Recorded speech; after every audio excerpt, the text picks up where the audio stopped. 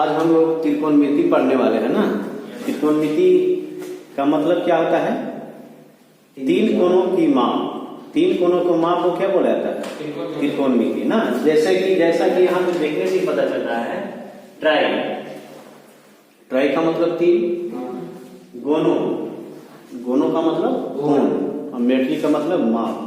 यानी ट्रिग्नोमेट्री में मुख्य रूप से तीन कोणों की माप का ही स्टडी किया जाता है ना। तो सबसे पहले हम लोगों को फॉर्मूला पता होना चाहिए। यहां पे फॉर्मूला लिख रहा हूं ना।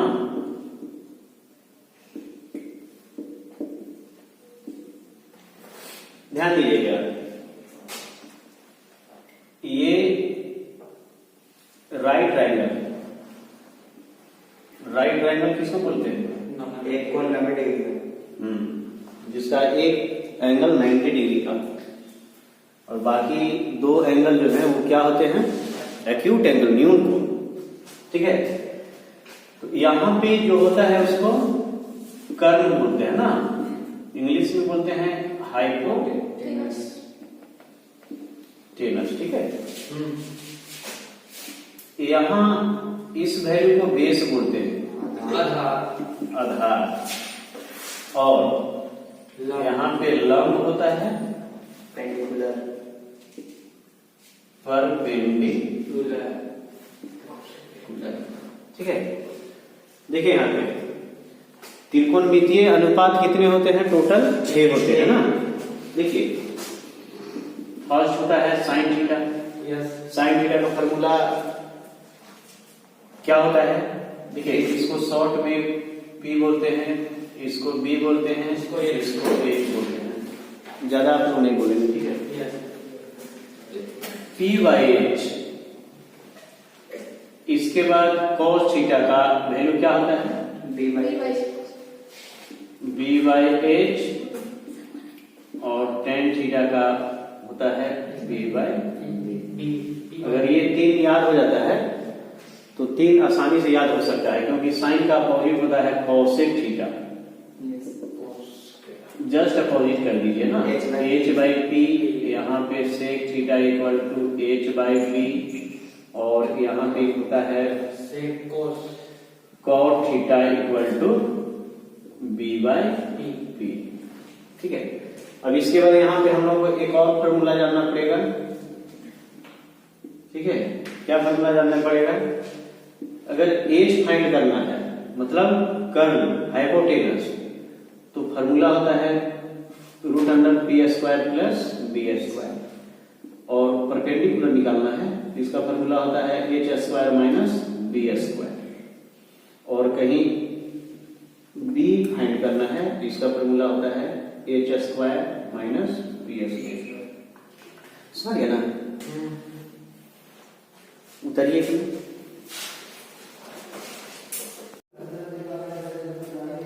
चलिए, यहाँ पे जो है ना थोड़ा सा और ध्यान देना है।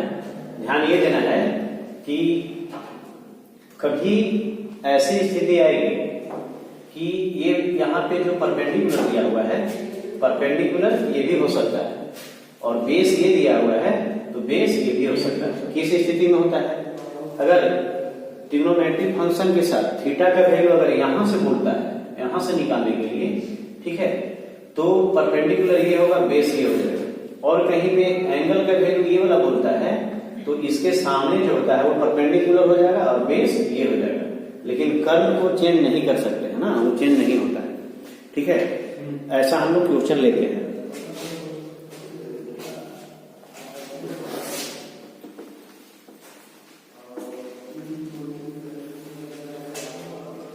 एक्सरसाइज 8.1 ना, फर्स्ट क्वेश्चन हम लोग यहाँ पे ले रहे हैं। सॉल्यूशन गिवन दैट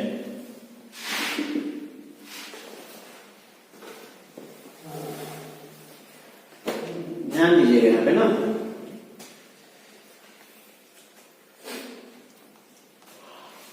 एक ट्राइंगल है ना ABC, एक ट्राइंगल दिया हुआ है ABC, ABC दिया हुआ है, और जिसका कोण भी समकोण है। यहाँ पे बी क्या है, समकोण का मतलब 90 डिग्री है। और इसके बाद दिया हुआ है A B equal to 24 centimetre. A B का वैल्यू 24 सेंटीमीटर दिया हुआ है और इसके बाद बीसी का वैल्यू 7 सेंटीमीटर दिया है, 7 सेंटीमीटर। यहां पे हम लोगों को फाइंड करना है, देखिए जो फाइंड करना है उस वैल्यू पे यहां पे हम लिख रहे हैं साइन ए कॉस ए, और यहां पे दिया हुआ है साइन सी और यहां पे कॉस सी ना। तो यहां पे ध्यान दीजिएगा, सबसे पहले तो यहां पे कर्व का वैल्यू नहीं दिया हुआ है ना, तो सबसे पहले कर्व का वैल्यू फाइंड कर लीजिए। कर्व का क्या फॉर्मूला लिखाया गया था, root under P square plus B square. आप लोग नहीं बोलेंगे। पी का वैल्यू क्या है यहाँ पे 24 और बी का वैल्यू 7 दिया हुआ है ना। यहाँ पे 24 का स्क्वायर करेंगे 576 आएगा और 7 का स्क्वायर करेंगे 49 आएगा ना। अब इसके बाद ऐड कर दीजिए 625, इसका वर्गमूल क्या हो जाएगा 25 सेंटीमीटर। मतलब यहाँ पे कर्व का वैल्यू भी निकल चुका है, ठीक है।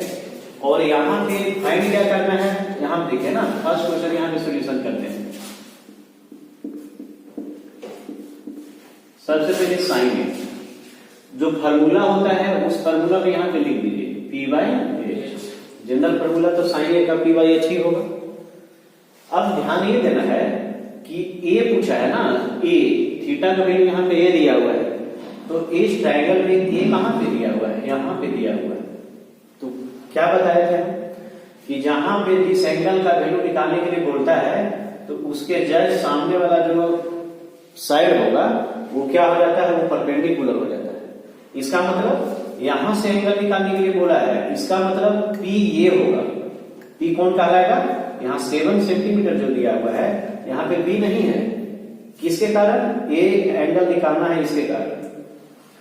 यहाँ पे ए निकालना है, इसके परपेंडिकुलर क्या हो जाएगा 7 सेंटीमीटर और ये जो 24 है ये बेस बन जाएगा। मतलब यहाँ पे पी का वैल्यू जो है हम लोग क्या लिखेंगे 7 और एच का वैल्यू तो नो चेंज नहीं होता है, इसलिए यहाँ पे 25 होगा ना। अब इसी में देखें यहाँ पे जैसे cos ए पूछा है, cos ए, तो सबसे पहले इसका जनरल फार्मूला जानते हैं बी बाई एच होता है। एच का वैल्यू तो नो चेंज है, चेंज नहीं होता है, इसलिए एच का वैल्यू को आप लोग लिख देंगे यहाँ, ठीक है। अब इसके बाद बी बोल रहा है, क्या बोल रहा है, बी बोल रहा है। तो बी का मतलब क्या हुआ, अब देखेंगे कि एंगल कौन सा बोला है, यहाँ पे ए बोला है, ए का मतलब फिर यहीं पे बोल दिया। तो हम जानते हैं कि एंगल के सामने क्या होता है, परपेंडिकुलर मतलब लंब होता है। तो जब यहाँ पे ये लंब हो जा रहा है तो आधार ये होगा, मतलब बी का वैल्यू 24 होगा यहाँ पे, ठीक है। अब देखें यहाँ पे ये तो कंप्लीट हो गया। अब इसके बाद यहाँ पे सेकेंड क्वेश्चन लिखिए, लिखा हुआ है साइन सी। साइन सी का general formula P by H लिख दीजिए। अब इसके बाद एच का वैल्यू 25 दिया हुआ है और पी का वैल्यू यहाँ पे देखेंगे। सबसे पहले देखिए कि सी निकालना है ना, सी कहां पे दिया हुआ है, सी यहाँ पे दिया हुआ है, ठीक है। तो इसके जस्ट सामने जो साइड है वो परपेंडिकुलर होगा। अब ये परपेंडिकुलर यहाँ पे क्या कहलाएगा 24, तो यहाँ आ जाएगा 24। अब एच का वैल्यू 25 हो गया। अब इसके बाद यहाँ पे cos सी, तो यहाँ आ जाएगा cos C B by H, H का वैल्यू 25। बी कौन होगा यहाँ पे, जब सी निकालना था तो परपेंडिकुलर ये हो रहा है, तो ऑटोमेटिकली ये बेस ही होगा 7 बी बाई एच 7/25, ठीक है। इस प्रकार से इसका सॉल्यूशन कंप्लीट हो गया। कहने में तो कोई दिक्कत नहीं होगी।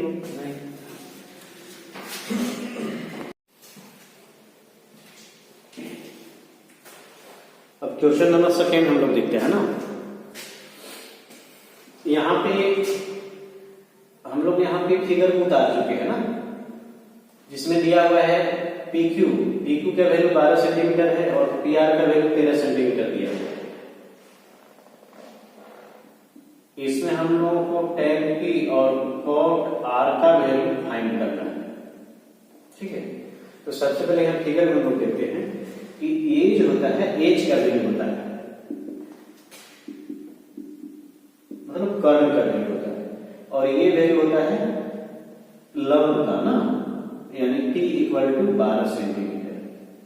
और यहाँ पे b निकालना है, b equal to what, b का फॉर्मूला होता है h square minus b square. h का वैल्यू दिया हुआ है 13 स्क्वायर, t का वैल्यू 12, तो 12 स्क्वायर मिलेगा 169 माइनस 144, यहाँ पे 25 आ जाएगा, और 25 का वर्गमूल क्या होगा 5 होगा। ठीक है, अब इसके बाद यहाँ पे ध्यान दीजिएगा ना कि हमको क्या फाइंड करना है, यहाँ पे tan p, यहाँ लिखेंगे tan p, तो tan p का जनरल फॉर्मूला क्या होता है p बटा b। ठीक है, जनरल फॉर्मूला क्या होता है p बटा b। लेकिन यहाँ पे ध्यान देना है कि यहाँ पे tan के साथ जो थीटा का वैल्यू है वो क्या है p दिया हुआ है, मतलब इस एंगल से पूछ रहा है, इसलिए इसके जस्ट सामने जो साइड पड़ जा रहा है वो परपेंडिकुलर कहलाएगा। मतलब यहाँ पे p का वैल्यू क्या हो जाएगा, जो b का वैल्यू आया है 5, वो यहाँ पे b हो जाएगा, इसलिए यहाँ पे क्या लिख सकते हैं 5। एक बार फिर से देखिएगा, यदि इस एंगल से वैल्यू पूछता है तो इसके जस्ट सामने जो साइड होता है वो परपेंडिकुलर कहलाता है, इसीलिए इसका वैल्यू हम लोग यहाँ पे 5 निकाले हैं, इसलिए यहाँ पे परपेंडिकुलर का वैल्यू क्या हो जाएगा 5 हो जाएगा, और b का वैल्यू कौन हो जाएगा, जब ये परपेंडिकुलर तो बेस ये हो जाएगा। ठीक है, अब यहाँ पे पूछ रहा है cot r, तो जनरल फॉर्मूला लिखेंगे b बाय p। अब यहाँ पे देखिए, अब यहाँ पे हमको b का वैल्यू लेना है, तो देखेंगे कि यहाँ पे थीटा का वैल्यू क्या है r, तो r का मतलब इस एंगल से पूछ रहा है, तो क्या हम जानते हैं कि जिस एंगल का निकालना होता है उसके जस्ट सामने जो होता है वो परपेंडिकुलर होता है, यानी लंब होता है, तो r का निकालना है, इसलिए p का वैल्यू यानी लंब का वैल्यू क्या हो जाएगा यहाँ पे 12, और यहाँ पे b का वैल्यू क्या हो जाएगा 5। ठीक है, समझ गए। अब इसके बाद देखिए, इसका वैल्यू पूछ रहा है, तो यहाँ लिखेंगे tan p minus cot r। इसके बाद tan p का वैल्यू क्या है, tan p का वैल्यू यहाँ पे दिया हुआ है 5/12 है, माइनस cot r का भी वैल्यू क्या है 5/12 ना, निगेटिव और पॉजिटिव है, इसलिए यहाँ पे इसका वैल्यू क्या आ जाएगा 0। ठीक है,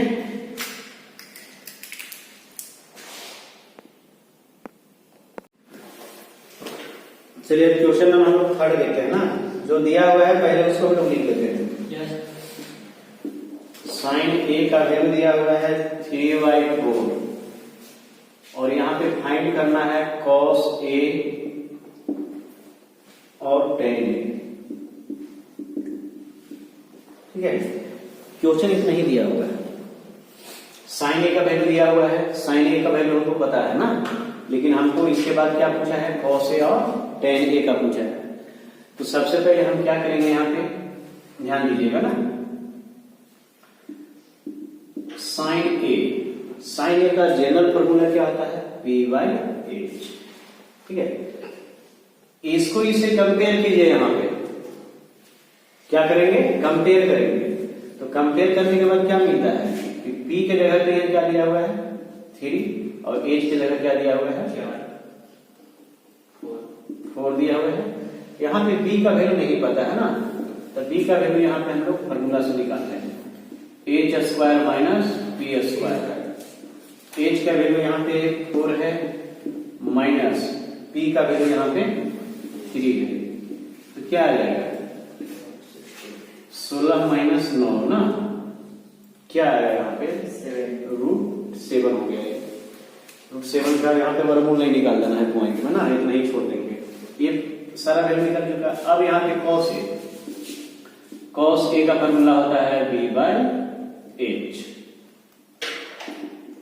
यहाँ पे एंगल से हमको सामने नहीं देखना है ना, क्योंकि फिगर तो इसमें दिया हुआ नहीं है, और सारा वैल्यू में a दिया हुआ है ना, थीटा का वैल्यू क्या है यहाँ पे a, तो b का वैल्यू यहाँ पे क्या हो जाएगा, b का वैल्यू हो जाएगा √7, और h का वैल्यू हो जाएगा 4, और इसके बाद tan पूछा है, tan a का फॉर्मूला आता है p/b, तो p का वैल्यू हो जाएगा यहाँ पे 3, और b का वैल्यू हो जाएगा √7।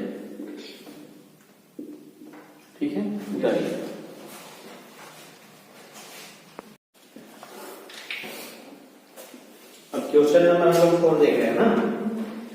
जो दिया हुआ है उसको पहले यहाँ पे हम लोग लिखते हैं 15 cot A इक्वल टू दिया हुआ है A, और यहाँ पे पूछ रहा है sin A और sec A का वैल्यू पूछ रहा है। यहाँ पे sin A और sec A का वैल्यू यहाँ पे पूछा जा रहा है। तो देखिए किस तरह से फाइंड करते हैं ना। यहाँ पे जो 15 cot A इक्वल टू 8 दिया हुआ है, इस वैल्यू को यहाँ पे लिखिए 15 cot A इक्वल टू 8। इसके बाद cot A इक्वल टू 8/15। ठीक है, ये वैल्यू आ चुका है। अब हम लोग देखेंगे कि cot A का जनरल फॉर्मूला क्या होता है। इसका फॉर्मूला होता है B/P। ठीक है, अब ये दोनों को कंपेयर करेंगे ना। कंपेयर करने के बाद क्या मिला, B का वैल्यू 8 और P का वैल्यू 15। इसका मतलब एज यहाँ पे नहीं दिया हुआ। तो एज का फॉर्मूला हम लोग क्या जानते हैं, √π² प्लस B² होगा। इसके बाद P का वैल्यू यहाँ पे 15 ले लेंगे और B का वैल्यू क्या ले लेंगे, 8 ले लेंगे। अब यहाँ पे 15 का स्क्वायर 225, इसका 64 ना। अब ऐड कीजिए 9 289, इसका वर्गमूल होता है 17। ठीक है, एच भी निकल गया। अब हम लोग निकालेंगे sin A और sec A का वैल्यू। तो यहाँ पे लिखेंगे sin A इक्वल टू क्या जानते हैं फॉर्मूला P/H। तो P का वैल्यू यहाँ से ले लेंगे 15 और H का वैल्यू ले लेंगे 17 और यहाँ पे sec A H/B क्या होता है, H/B। तो यहाँ पे H का वैल्यू क्या ले लेंगे, H का वैल्यू यहाँ पे 17 और B का वैल्यू 8। ठीक है,